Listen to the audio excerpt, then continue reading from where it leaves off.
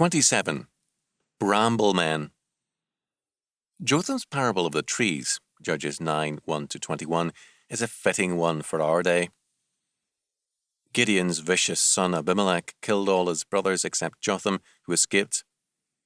When Abimelech was having himself made king by the men of Shechem, Jotham, from the safety of a high cliff, interrupted the proceedings to preach a brief sermon in parable form before running away. This was the parable.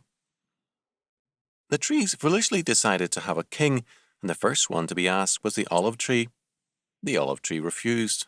It already had an important and useful function to God and to man in simply being an olive tree.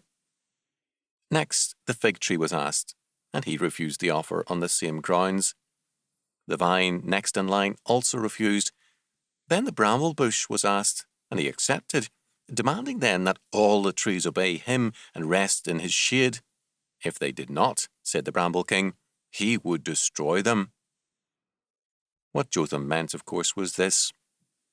Abimelech was their bramble king, and as a bramble man, he expected the cedars, olives, figs, vines, and all other trees, that is, the able men of his realm, to be under him and in his shadow. If they were not, he would use his royal power to cut them down to size. For a long time now, we have been choosing bramble men in church, state, school, and elsewhere.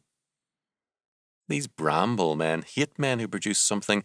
They hate the farmers, ranchers, storekeepers, and manufacturers, all the producers of America.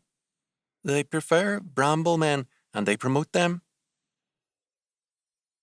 They tell the vine, no more grapes unless you are ruled by bramble men. They tell the olive, brambles are more productive than you are. The points made by Scripture here through the mouth of Jotham is this. The life of the olive tree, fig tree, and vine is to produce.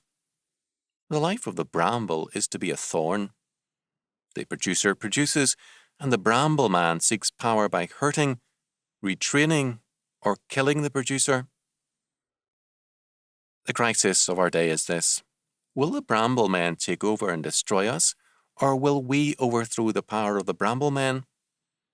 Whether you know it or not, you are on the firing line. But on which side?